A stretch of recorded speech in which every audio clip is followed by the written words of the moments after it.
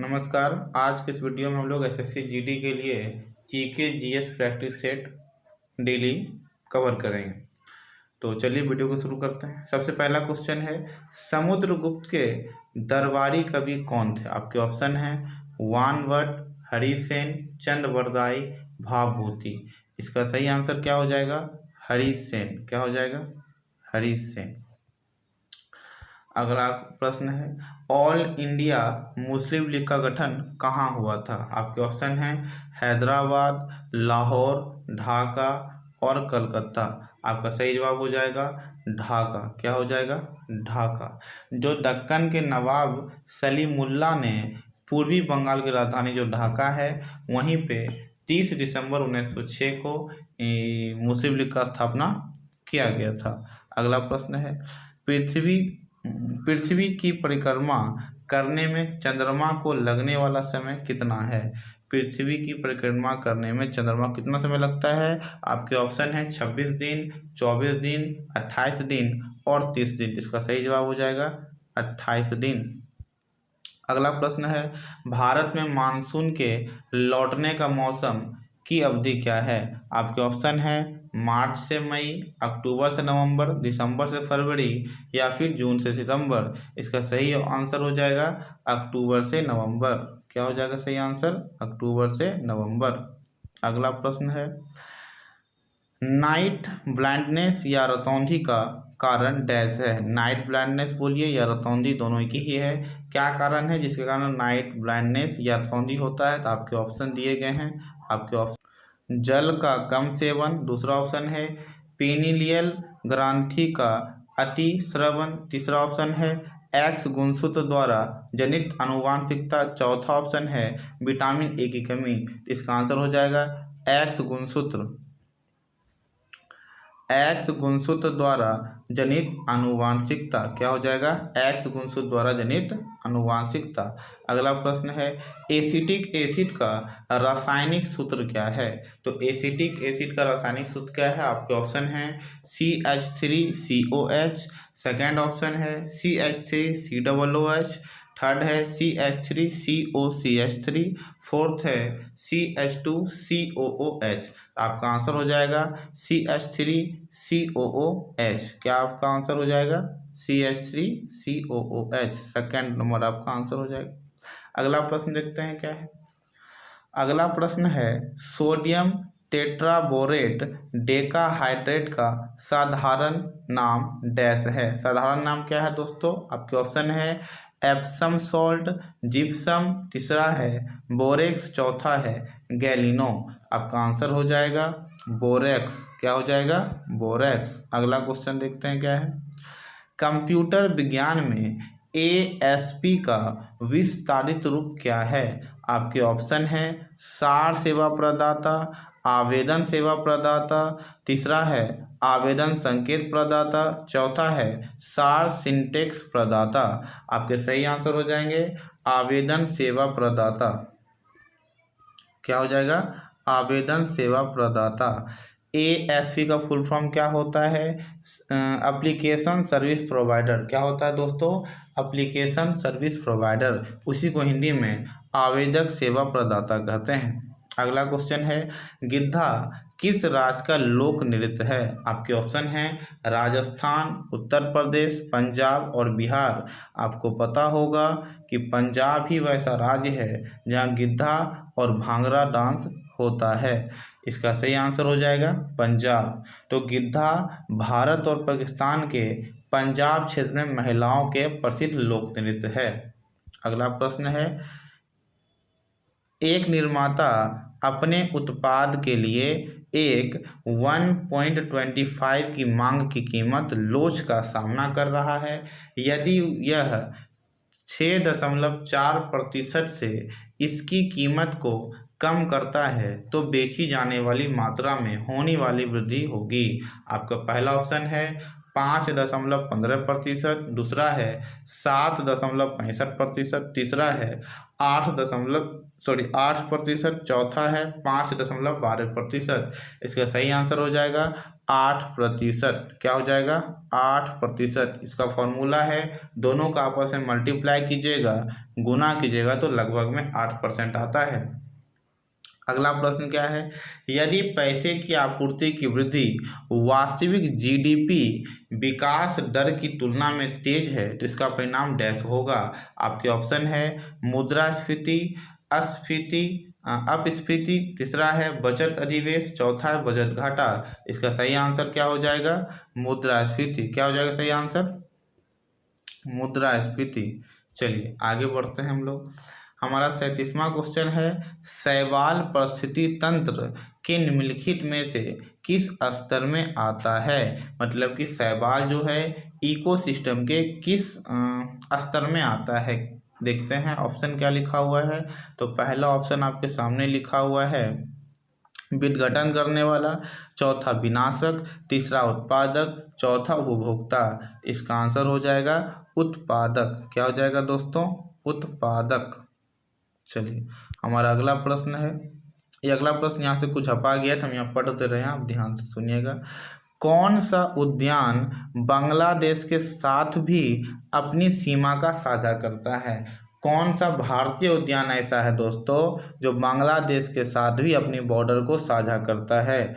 इसका सही आंसर हो जाएगा, पहले आप लोग अच्छे से ऑप्शन सुन लीजिए, सुंदरवन राष्ट्रीय उद्यान, कांजीरंगा राष्ट्रीय उद्यान, कंचनजंगा राष्ट्रीय उद्यान और चौथा है पन्ना राष्ट्रीय उद्यान। इसका सही आंसर है सुंदरवन राष्ट्रीय उद्यान। मतलब सुंदरवन नेशनल पार्क ही है जो गंगा डेल्टा पर सुंदरवन का एक भाग है और बांग्लादेश में सुंदरवन आरक्षित वन क्षेत्र के साथ अपनी बॉर्डर को साझा करता है। इसका सही आंसर हो जाएगा सुंदरवन राष्ट्रीय उद्यान। अगला क्वेश्चन है 39 नंबर, एटीएम का विस्तारित रूप है। आपका पहला ऑप्शन है एनी टाइम मनी, दूसरा ऑप्शन है ऑटो टेक्नोलॉजी मनी, तीसरा ऑप्शन है ऑटोमेटेड टेलर मशीन, चौथा है ऑटोमेटिक ट्रांजैक्शन मशीनरी। इसका सही आंसर हो जाएगा ऑटोमेटेड टेलर मशीन। किसी किसी बुक में या किसी किसी ऑप्शन में ऑटोमेटिक टेलर मशीन भी होता है, तो यही यहाँ पे भी लिखा हुआ है। अगला प्रश्न है, आकार के संदर्भ में वरुण हमारे सौर मंडल में डैश स्थान पर आता है। आपको बताना है कि क्षेत्रफल के हिसाब से, आकार के हिसाब से, बड़ा छोटा के हिसाब से हमारा जो वरुण है कितने नंबर पे आता है? पहले, दूसरे, तीसरे, चौथे। हमारा जो वरुण है सौर मंडल का चौथा सबसे बड़ा ग्रह है, सौरमंडल का चौथा सबसे बड़ा ग्रह और तीसरा सबसे भारी ग्रहों में से एक है। अगला क्वेश्चन है, आबू धाबी की राजधानी कहाँ पे है? आपके ऑप्शन हैं यूनाइटेड अरब अमीरात, दूसरा नीदरलैंड, तीसरा दक्षिण कोरिया, चौथा इटली। तो आपका सही जवाब हो जाएगा यूनाइटेड अरब अमीरात। क्या हो जाएगा? यूनाइटेड अरब अमीरात।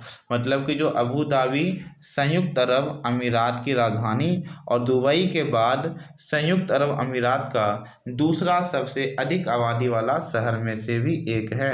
अगला क्वेश्चन है, अकबर के शासनकाल में डैश सेनापति थे। अकबर के शासनकाल में सेनापति किसे कहा जाता था? सुल्तान अहमद फवाद को या सूरी मोजा को या फिर मीर खासा और चौथा ऑप्शन है मीर बख्शी। तो आपको पता होगा, आप पढ़े होंगे कि अकबर के शासनकाल के दौरान सेना प्रमुख को मीर बख्शी कहा जाता था मीर बख्शी कहा जाता था। हमारा अगला प्रश्न है, किसने गुर्रिला युद्ध की तरीके की शुरुआत की थी? आपके ऑप्शन हैं बाबर, दूसरा अकबर, तीसरा शिवाजी, चौथा बाजीराव पेशवा। इसका सही आंसर हो जाएगा छत्रपति शिवाजी महाराज, छत्रपति शिवाजी।